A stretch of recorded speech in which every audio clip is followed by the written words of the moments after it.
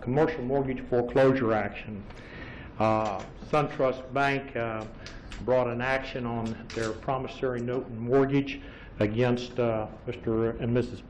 Pizak, and this case was somewhat tortured through bankruptcies or whatever. In the course of the proceedings, a default was taken against Piazzi. Can I ask you something? Sure. As I understand it, the payments ceased back in 2005, correct? Well, that's what they needed to prove, yes. I mean, that's not in dispute. Well, there have been no payments made on the note and mortgage since 2005? do I have personal knowledge of that? I think there's a default in the payment. Set that aside. Okay, thank you. Here's where I'm really going. Okay, great. If SunTrust has now dropped everything except the simple foreclosure count. They're not seeking a deficiency. They're not seeking any other relief. And as I understand, the main issue on your appeal has to do with what you're calling a summary being hearsay. Is that right? Yes, Your Honor. How does that, what difference does that, how does that enter into it when all they're seeking is a foreclosure? Well, they have to establish their damages or how much is owed. And you establish that, I believe, through business records as far as that's concerned. But they haven't paid anything since 2009, at least 2009, have they? Well, how much, let's assume that they haven't paid from whatever period of time. I believe, though, that the SunTrust Bank must prove how much money is owed to them under the promissory note and mortgage. Only for only two purposes. Number one, to pursue a deficiency, which they're not going to do, or number two, in the miracle case, it is a surplus at the sale.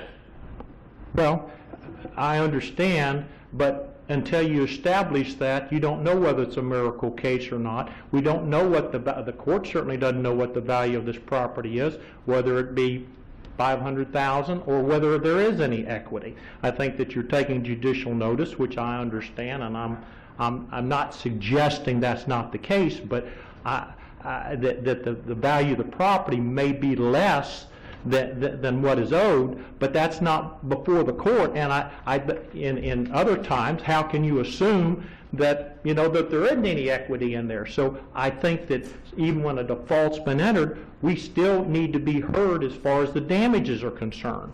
And I think that that's up to them to prove that by admissible evidence. But you would agree that damages are totally irrelevant for deficiency purposes once the bank claims we're not going to go after them. Well, if there's going to be a deficiency action, that's not before the court here. How much is that property worth?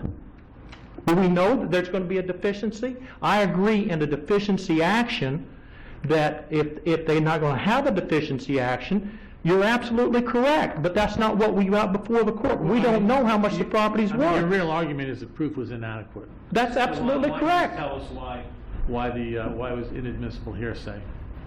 Okay. No exception applied. Okay. First off is they attach to their affidavit a summary.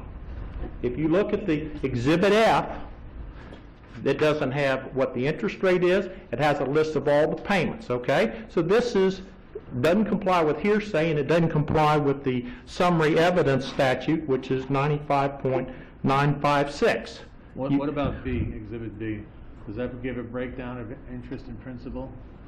Well, the business records are what establishes the amount of money owed, rather than this lady's statement. Yes, she puts in how much, how much is owed, but that's hearsay as far as that's concerned. You have to she bases it upon a summary. Okay. I thought when a payment comes in, my understanding of looking at her testimony, the payment comes in and somebody inputs it, and that is indeed the business record. You're absolutely correct. And that documentation, which it has to be done at the time they receive the payment, that's not attached to anything. What we have is simply a statement here that starts, and that's what needs to be presented or attached to the affidavit or made available under the summary evidence, is this couldn't have been done at the time that each payment was made. So they Wasn't needed... the problem solved? Is this the document where they switched out the exhibit that your client had been provided in discovery? Not that I know of. This is what's relied upon in their affidavit, which is Exhibit F, which is simply a printout. It doesn't show, shows the client's name, the account number, and it doesn't show when the payment was due, doesn't show what the interest rate is. It simply has a series of payments starting in 2005 and running through February 2012. It just runs right through, just has a list of, of amounts received, and so it couldn't have been compiled pursuant to the business record exception at the time the payment was made, because Well, is that necessary? Can't she have a compilation of what she reviewed? Isn't that what that vice president's affidavit really says? She's not saying that was done each time and on the same piece of paper, but it was printed after the fact. Well, is that not the definition of a summary? And do we ignore the evidence code as far as summary? If they're going to rely, they could rely upon this, but they have to give notice. If she generates that in the course of her duties as vice president, doesn't that summary become a business record? Just because it's a business record, I'm not saying this isn't a business record, okay? What I'm saying, it's a summary. So because it's, and it wasn't made, and you can't under the business, under the business record exception, it has to say that what's attached was made at the time that the transaction took place. These weren't made at the time the transaction took place. Okay. All right. This was, in fact, I would argue that this was produced for the purposes of litigation. Is there an echo in here? Well, but this had to be made for the purposes of for litigation, to attach it to their exhibit. So it's a summary, whether it's a business record or not, you still have to comply with this. Furthermore, if I could move on Well, I just had one other question. Okay, great. Was there a default entered that was not set aside at the time of all of this? A default was entered, yes, Your Honor. And that was not, does that bother you? I mean, how? Well, it bothers me because I tried to set it aside and I wasn't successful, and that troubled me greatly. Yeah, but Does that affect the appeal, is my real question. Well, I think that just because you're defaulted doesn't mean you still can't come in and argue over the damages. But that runs back to Judge LaRosa's. If they're not seeking a deficiency. But what happens if the property's worth $1 million? But doesn't that determination occur at the time of sale? As to where that money goes, and theoretically would go to your client, to the client? Well, but how much is some bank trust owed? Don't they have to prove how much money they're owed? And that's why you're saying the affidavit is deficient as a matter of law. Because they didn't prove how much money was owed. Okay. The other thing is and I'll hit on another point, is look at the promissory note. The calculation of interest, okay? You have the calculation of interest. It says in there that the interest is going to be calculated on an actual / 360-day basis. Then it goes on and says the interest rate is 7.25%. Well, how do you calculate annual interest using 360 days? Well, I'll tell you how the banks do it. They turn around and they divide the interest for the entire year by 360 days.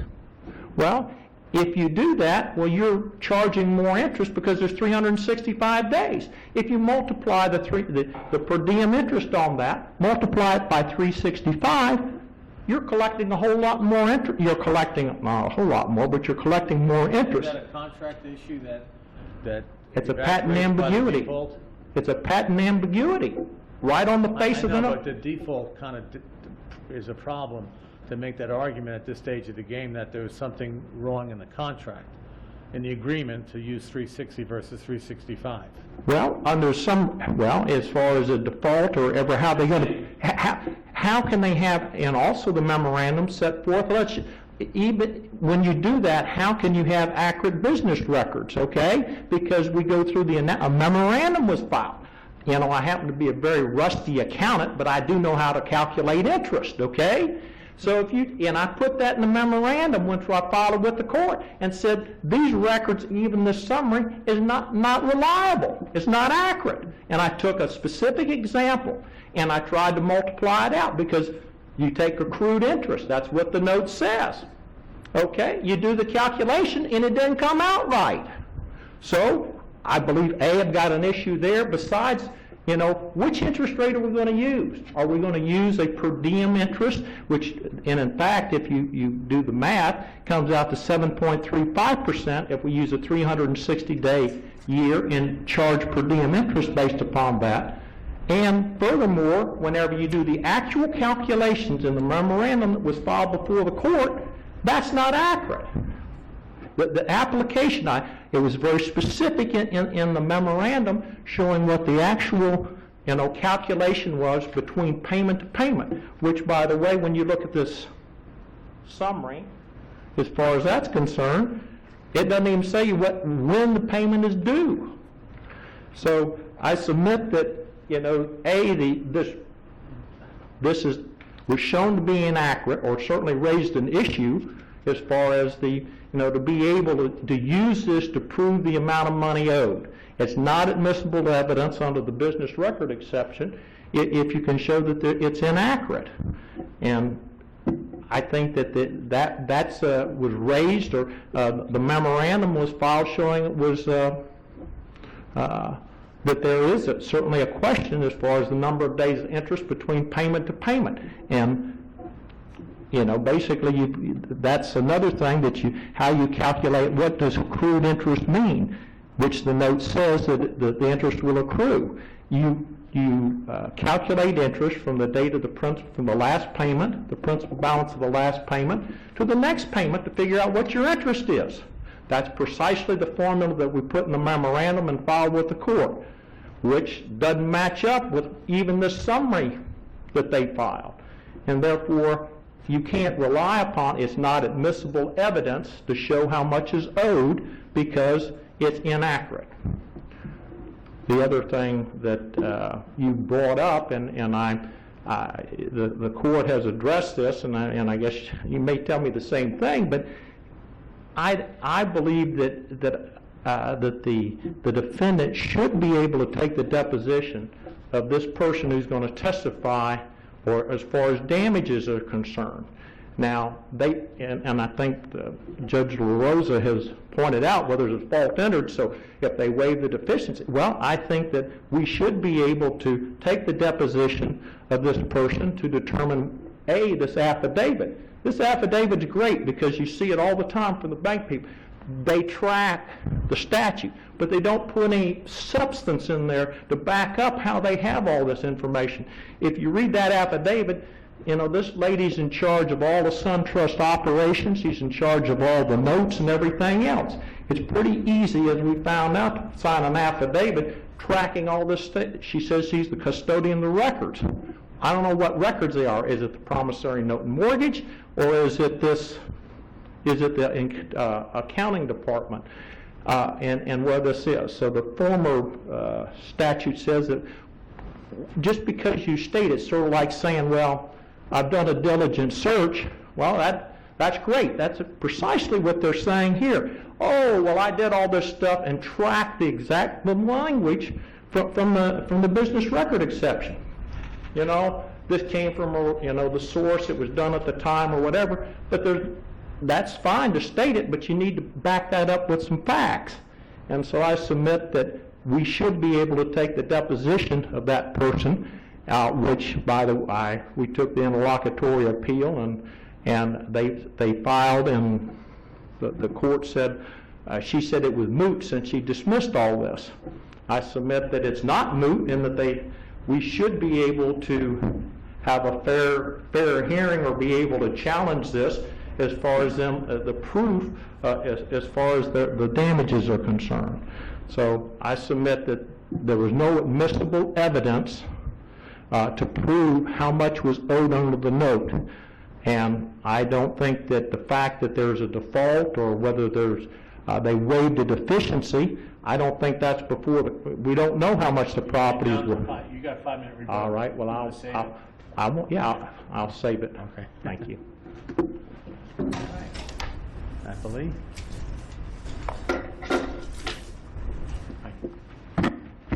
Good morning, Your Honors. May it please the Court, my name is Bob Case of Stovash, Case and Tingley. I represent SunTrust Bank. We ended on a couple of different issues. There were 4 issues that they raised they believe are going to be errors justifying reversal. The last 2 issues that were discussed were not preserved for an appeal or are moot. The 803, the 90.803 argument regarding the admissibility of Ms. Fuller's affidavit as hearsay, or whether she hit some technical steps, it was never raised below. After the 4th amended affidavit of indebtedness was filed, there were 2 documents filed by the appellant. One was a motion to strike. That motion to strike said motion to strike the affidavit, but what they actually saw was a striking of the payment history. That payment history was they wanted to strike it because of 90.956 alone. Nothing to do with hearsay, but whether they received the proper technical notice under 90.956. They never raised an inadmissible hearsay evidence argument, never raised 90.803. If they had, this still would suffice. There's been opinions by the... Resolved on a summary judgment. Yes, Your Honor, at a summary judgment. Does the burden shift to them until after you establish your case as to damages? We have to be able to prove that we've met the elements and that there are no issues of material fact.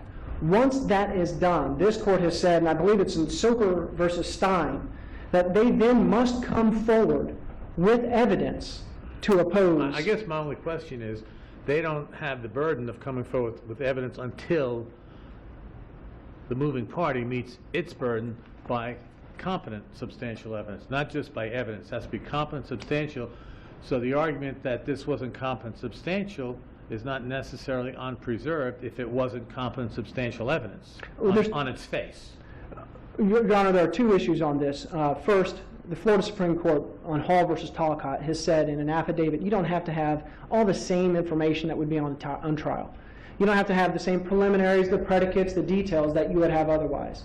In fact, the Middle District of Florida, looking at the federal Rule 803, similar to Florida Rule 803, in 2013 in Wade versus the Loan Corporation stated that in an affidavit in motion for summary judgment, you may not hit all of the necessary foundations, but you can still rely upon that affidavit. This affidavit did exactly what was required. Israel versus State said if you want to provide a business record, you can actually do that in one of 3 ways. One of those ways, under 803, is to provide an affidavit, and you have to state 3 things in that affidavit. Those 3 things are handled in paragraph 1 of the affidavit. Attached to that affidavit are several documents. Those documents, one of which is this payment history. Now, as it relates to their preserved argument, the 90.956 claim, they say that they didn't receive a sufficient notice that this was going to be used. Well, that doesn't make any sense. The payment history was attached to the 4th amended affidavit. The 4th amended affidavit was filed in support of the summary judgment. In the motion for summary judgment, they actually state that they will be filing this affidavit to support the motion. They had 5 months between the date of delivery of the payment history and the date of the hearing on the summary judgment motion. They waited 3 months from the date of receiving this payment history to file something. And that was being the motion to strike because they didn't get notice, or the memorandum of law going into details. They had plenty of notice, so if it relates to the 90.956 argument, there's been no surprise, there's been no prejudice, there's been no showing that the court abused its discretion, even if it's a summary. Interestingly, the appellant today has argued that there's some things missing from this payment summary. For example, when's the payment due? Well, wouldn't that show then that this is not a summary? The trial court believed that 90.956 says it has to be a compilation of records, whether it's many documents, voluminous photographs, any other recordings. And this wasn't it. This said this was actual record of SunTrust Bank. When it prepared these documents, it had multiple documents attached to the affidavit. The payment history is just one of those documents. It is not a summary. Even if it is a summary, there's no surprise to be able to overcome the abuse of discretion standard that's required. As it relates to the summary judgment motion, 1.510 says you look at the competent evidence. Well, what evidence is presented? You have a complaint. If you look at Florida Supreme Court Form 1.944 of the Florida Rules of Civil Procedure, you see that sets forth what are the elements to be able to support a mortgage foreclosure complaint. The count 1 of the complaint, 1.944, is met. Each one of those elements is satisfied in the complaint. They did so. What are the other proof that we have for the summary judgment? A default. All of the elements in the complaint that satisfy 1.944 of the Florida form are admitted by the defendants. That's never been set aside. Afterwards, do you have any admissions, interrogatories, requests for or production of documents, any other affidavits opposing? No, you don't. You have, before the trial court, one thing and one thing alone: the evidence provided by SunTrust. What does the appellate come forward with? They come forward with a legal memorandum. With all due respect to counsel, he is not a banking expert. He cannot provide evidence. He has not been shown, even though he stated today that he has been a long time since he's an accountant, it's not shown that he's an expert accountant, and therefore he cannot provide evidence. The first DCA in Hatcher versus Roberts said a legal memorandum is insufficient to raise a genuine issue of material fact at a motion for summary judgment stage. It has to be supported by some facts. They don't support those facts. This court, excuse me, I want to go back on one other issue. As it relates to the technical notice, I would direct the court's attention to Bomar Technical versus Fidelity Electrics. I said that, you don't cause substantial harm simply by a technical issue. And then the fourth DCA said that Bird versus Leach, a non-movement cannot conjure up an inference and then go forward and start to argue that there is in fact some factual issue that needs to be raised. That's all they're doing here. By pointing to different things that they believe might eventually, through non-evidence, raise an issue of fact, they then try to argue that there's an issue of fact. It's not present here. We don't believe that it's appropriate to reverse the court below. We believe that the deposition, that's been well established by this court. In fact, 2 of the members of this panel were sitting on that writ of certiorari and dismissed that particular interlocutory appeal because it was moot. Nothing has changed since then. They've not raised anything since then that would be new that would otherwise change that mootness issue. Therefore, we'd ask the court to affirm the trial court below, unless the court has any other questions. Okay, Thank you. Mr. Wall, I saved you 5 minutes. Thank you. I don't believe that, I think Judge Valenti touched upon this, but whenever you go in and argue a motion for summary judgment, it's not my burden to, I can attack the sufficiency when in my argument the legal sufficiency of their documents as being hearsay or not admissible evidence. Also, the burden on a summary judgment, it's simply an inference. And he's suggesting that I'm not a banking expert or whatever. I'm suggesting that you don't, I think the court, some of the opinions have suggested that we simply bring a calculator, and the lawyers need to bring a calculator to be able to calculate simple interest. I mean, that's something I think I learned maybe in the 5th grade or 7th grade, but you don't need to be an expert to actually apply this. And so looking at what's even on the using simple math raises the issue as far as that's concerned. The memorandum that was filed, it was not a legal memorandum. It was a memorandum as to point out this problem as far as a promissory note and basically the patent ambiguity. So what interest rate are you going to be charging? Are you going to be charging it as the note states? Or are you going to be using the per diem interest, which actually raises the bank's yield? Certainly as far as what we need to raise as far as any inference is concerned, of any problems that they have. I suggest that that has been done.